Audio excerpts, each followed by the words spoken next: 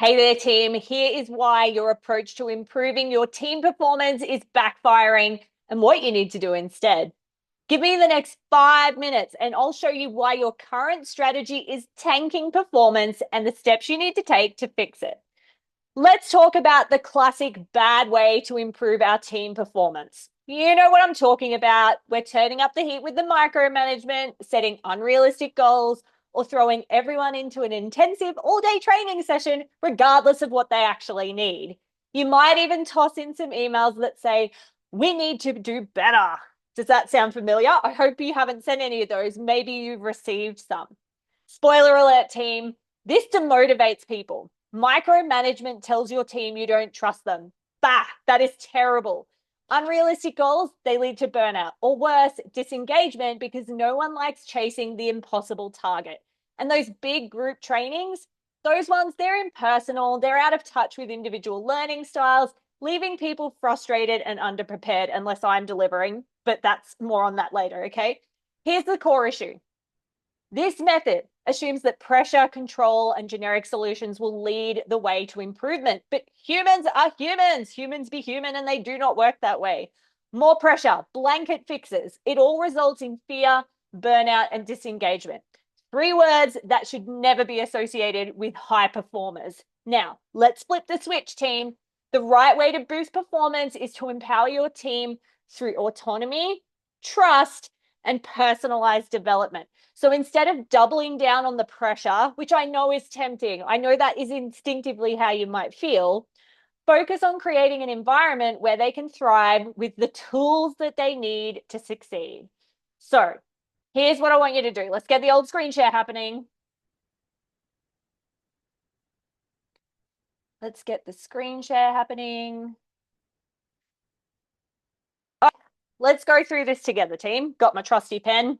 Okay, so number one is to quit the micromanagement.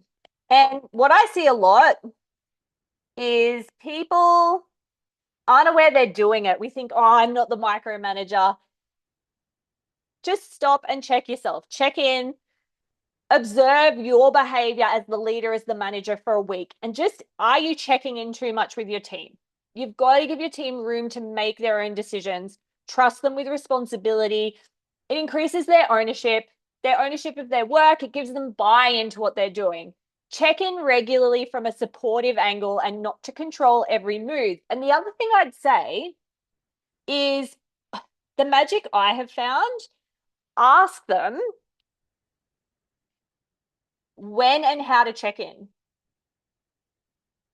So this is magic, okay? So when it comes to managing and getting projects done, for example, say, hey, Amanda, I really want to set you up to win.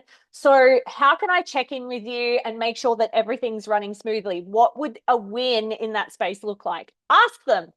And if it's not working, we can iterate, we can change, we can work together to make it a win. So that is absolutely what you want to do. You're coming from that supportive and curious place. Now, the next thing, number 2, so setting realistic, achievable goals. And that could mean a few things. So again, you need to work with the team to get that buy-in. So don't just build this overwhelming mountain to climb. Break your big objectives down into bite-sized attainable tasks and work with your team to do this. Small wins build momentum, they build confidence, and that's what you want. And I'm not telling you, please aim for the moon, aim for the stars, aim for those big goals. We just need to break them down. So break things down, team. Okay. And then number 3, one size fits all. Now, whether that's training, development, whatever it is, you need to get in and you need to customize. You need to tailor your training programs to specific roles and specific strengths. Now, this is something that I happen to be really, really good at.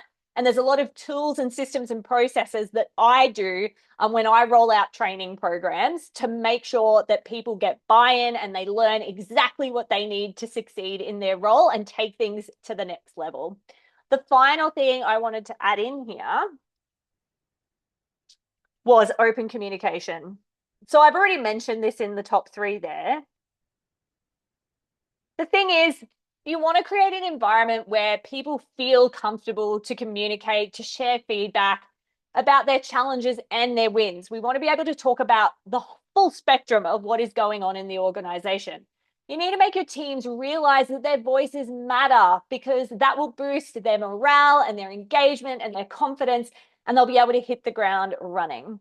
So recently, when I rolled out a leadership development training program in an organization, I did have one of the leadership team come up to me and say, "Hey, Amanda, I do feel that I am a micromanager, and it's to do with how I feel in control." So we workshopped that together. We discussed what about micromanagement was making that person feel like they were in control by checking up on every minor detail. So her team were feeling overloaded and just constantly being pecked at, for want of better phrasing, her words, not mine. So when we stepped in, we restructured how she was checking in with her team. So it was all about, okay, ask each of your team members, "Hey, I want to support you to have a win in this project. How can I check in the most effective way so that you are set up to win?" And then within 2 months, she tells me, and this is her numbers, she believes that we had increased productivity by 50%.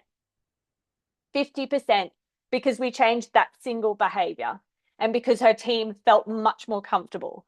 Now, that is amazing. That is absolutely incredible. So have a think about how making some changes to how you're approaching these things so that you can have the win, and you can have the win across the board with your team. So if you are ready to stop the downward spiral, feel free to drop me a message, detox guide, down below, and I'll send you through our micromanagement detox guide, which will help you shift from control to empowerment and watch your team's performance skyrocket. Thanks so much for tuning in to today's video. And remember, sometimes we can get held back by some of our habits, by some of the things we're doing just by default. Let's change it to deliberate.